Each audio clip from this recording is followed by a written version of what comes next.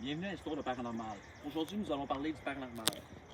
La définition du paranormal désigne des phénomènes qui ne semblent pas s'inscrire dans le cadre des lois scientifiques actuelles établies. Donc, tout ce qui est scientifique, on ne prend pas en compte. C'est plus, même tout ce que les scientifiques ne peuvent pas trouver, ou tous les effets un peu spéciaux qui arrivent dans la vie des gens, sont des effets souvent paranormals. Mettons, ici, dans le cimetière, les gens peuvent penser qu'il y a un fantôme de leurs proches qui sont décédés, par exemple, qui viennent se recueillir. Vous pouvez voir les magnifiques fleurs déposées sur les pierres tombales. Les gens qui viennent voir le défunt, par exemple, le défunt mari. Le paranormal est souvent distingué du surnaturel, alors que le surnaturel implique l'intervention des forces divines ou magiques hors du monde réel. Le paranormal suggère l'existence de forces naturelles encore inconnues ou non comprises par la science. Donc, l'objet et les contextes historiques du paranormal. L'histoire du paranormal reflète l'évolution du rapport humain à l'invisible. Si le terme lui-même est récemment apparu vers 1920, les phénomènes qui se décrivent, fantômes, divination, pouvoir et esprit quelconque, viennent depuis bien plus longtemps. Prenons par exemple les Premières Nations au Québec, au Canada, aux États-Unis, peu importe. Ils croyaient déjà à la spiritualité. Prenons par exemple le chaman qui guérit les esprits, qui guérit les gens et révèle les esprits au grand jour aux autres. Il parle souvent aux morts et fait bien d'autres choses. Entre ses cours à l'Université des sciences de Nice, des conférences, Henri Brock, depuis plus de 20 ans, fait autorité dans la dénonciation des pseudosciences. Il faut s'intéresser à ces phénomènes. Il faut faire des expériences. Dire c'est bien, faire c'est mieux. Imaginons vous êtes chez vous et puis le guéridon, il commence à craquer un petit peu, à bouger dans tous les sens. Bon, à ce moment-là, c'est pas la peine de cavaler par la porte ou par la fenêtre. Il faut se dire, bon, mais il y a quelque chose de bizarre qui se passe, on va faire l'expérience. Mais au lieu de poser la question « Esprit, es-tu là ?», on va rajouter un tout petit adjectif, diapositive suivante, et on va poser la question comme ceci, « Esprit critique, es-tu là ?» Et vous verrez que peut-être le guéridon, il n'aura pas tout à fait le même comportement. Quand on est face à un phénomène paranormal, il faut se poser la question, est-ce qu'il existe une alternative ? C'est-à-dire, est-ce que je peux, face à ce phénomène, le reproduire d'une manière quelconque, mais naturelle, physique, chimique, mathématique, psychologique, peu importe, est-ce que je peux le reproduire ? Si je peux le reproduire, sous la réserve que ce soit dans les mêmes conditions, avec les mêmes caractéristiques, et il faut qu'on reproduise exactement le même phénomène, alors l'hypothèse surnaturelle, miraculeuse, elle est superflue. Ça veut dire qu'il faut à ce moment-là choisir l'hypothèse la plus simple, c'est l'hypothèse naturelle, et continuer les recherches sur ce phénomène de manière à essayer de comprendre comment il fonctionne réellement.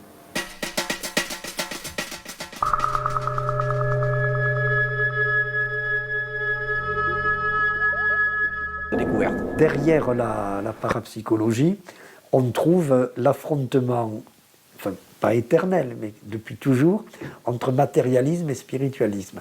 Derrière la parapsychologie, on trouve la question, est-ce que l'être humain est seulement une mécanique biologique ou est-ce qu'il y a autre chose ? Je me suis trouvé dans une situation où j'ai pensé que j'étais face à un phénomène scientifiquement nouveau ou inconnu. Pour préciser que dans une affaire de maison hantée, quand le phénomène est authentiquement paranormal, ce qui veut dire à la fois authentique et inexpliqué, eh bien on trouve toujours une corrélation entre une situation psychologique et le phénomène physique lui-même.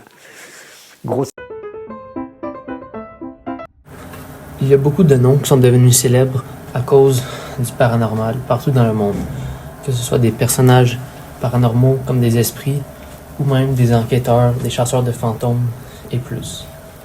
Pour commencer, j'aimerais vous parler d'un personnage assez connu ici au Québec, qui est un personnage paranormal. Donc, c'est la Dame Blanche. Son nom était Mathilde et elle était vraiment amoureuse avec un garçon qui s'appelait Louis. Les deux jeunes se fréquentaient souvent au haut des chutes Montmorency parce que c'était vraiment leur milieu qui les rassemblait. Et ils avaient prévu de faire un mariage en juillet 1759. Donc Mathilde elle avait commencé à confectionner sa robe de mariage.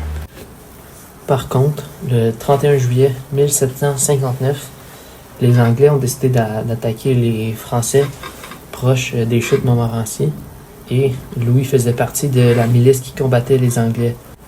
Eh bien, heureusement, les Anglais y ont échoué, mais il y a quand même eu 70 morts du côté des Français et lui faisait partie de ces personnes décédées-là. Donc Mathilde ne pouvait pas supporter l'absence et la mort de son amoureux Louis. Donc elle s'est vêtie de sa robe de mariage et elle s'est lancée en bas des chutes Montmorency. Fait que depuis, on peut apercevoir une silhouette fine et blanche dans les remous de la chute, surtout en été et en automne. En 2019, un étudiant vivait seul dans un petit appartement à Québec City. Chaque nuit, vers 3h12, il se réveillait sans raison, toujours à la même minute. Au début, il pensait que c'était du stress. Puis un soir, il remarque quelque chose. Son ordinateur était allumé. Il était sûr de l'avoir éteint. L'écran affichait juste une fenêtre noire. Le lendemain, ça recommence. 3h12, réveil. L'ordinateur l'a allumé, mais cette fois, il y a du texte. Une phrase. Tu regardes enfin. Il panique, débranche tout. Le lendemain, il dort chez un ami. À 3h12, son téléphone s'allume. Tout seul. Même message. Le lendemain, ça recommence. 3h12, réveil, ordinateur allumé. L'écran s'affichait encore. Depuis chaque nuit, 3h12, peu importe il est où, un écran près de lui s'allume. Il a peur à chaque fois. Aujourd'hui, le paranormal a encore une très grande popularité dans la culture québécoise. Selon des données récentes de 2025, environ 44% des Canadiens croient à au moins un phénomène paranormal. Par exemple, presque une personne sur deux croit aux anges. Ce qui est également intéressant, c'est que les jeunes adultes, donc environ 18 à 34 ans, sont encore plus nombreux à y croire. Chez eux, ça démonte à peu près 51%. Mais il y a aussi une grande partie de la population québécoise qui n'ont pas nécessairement des croyances dans le paranormal, mais qui ne sont pas totalement fermés à l'idée. Et aujourd'hui encore, il y a encore une vraie communauté autour du paranormal. Il existe plus de 500 groupes au Québec rattachés au paranormal. Puis même certains offrent de l'aide gratuite à des familles qui pensent vivre des phénomènes inexpliqués et qui tournent autour du paranormal. Donc aujourd'hui, on va interroger un spécialiste, Émile Peters. Vas-y, on t'écoute, Émile, parle-nous un peu de toi. Donc moi, Émile Peters, je suis chasseur de fantômes depuis 1963.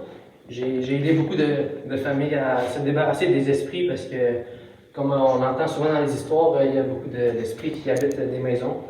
Et moi, j'aime vraiment ça parce que ça me permet d'avoir de l'adrénaline puis de repousser les fantômes. Tu vois vraiment le produit de ton travail. Donc, Émile, pourrais-tu nous parler un peu du matériel qui est utilisé dans ce monde paranormal? Oui, donc le premier matériel qui est le plus populaire, c'est la boîte à esprit. Ça, c'est un appareil utilisé par les enquêteurs du paranormal qui permet de communiquer avec les esprits. Mais c'est un petit boîtier, ça marche, mais c'est vraiment fictif. Okay. Mais moi, dans le fond, j'ai un don, là, fait que mon instinct me dit tout de suite s'il y a quelque chose là, comme ça. J'examine le site, là, ça a l'air pas pire. Mais c'est vraiment la boîte à esprit, c'est vraiment pas mal pour tout le monde qui sont pas vraiment du milieu là, qui utilisent ça. Dans le fond, y a-t-il d'autres objets quand même assez importants dans le monde? Oui, dans le fond, il y en a deux. Le premier, c'est le détecteur de champ magnétique. Ça permet de détecter les entités. Donc, mettons, il y aurait un esprit là, avec, je peux viser et détecter une entité. Le dernier, c'est le thermomètre infrarouge. Je n'allais pas passer à côté de lui parce que, comme on le sait, les fantômes, ça dégage la température froide. Donc, avec le thermomètre infrarouge, on peut voir les couleurs et tout ce qui est plus bleu, mauve, on voit que c'est vraiment froid, on peut détecter les fantômes avec ça. Le platonisme. Pour Platon, le sens de l'existence est de retourner la connaissance de l'idée du bien, source de toutes les choses utiles et bonnes. Le personnage biologique des poussières des étoiles organisées. Premièrement, nous avons la composition moléculaire. L'être humain est principalement constitué de 6 éléments essentiels: le carbone, l'hydrogène, l'oxygène, l'azote. La technologie devient un moteur de l'histoire, suggérant une possible transmission vers d'êtres cybernétiques. 8 différentes pratiques. Au Québec, l'intérêt pour le paranormal se traduit par une grande variété de pratiques allant de l'enquête technique sur le terrain aux arts divinatoires ancestraux. Nous avons premièrement l'enquête au paranormal, donc chasseur de fantômes, les arts divinatoires et l'ésotérisme, les pratiques spirituelles et libération, fait que dans le fond la médiumnité, la purification, les prières de libération, petit exorcisme. Et nous avons finalement le tourisme et animation de paranormal, donc les circuits hantés, les enquêtes immersives, etc.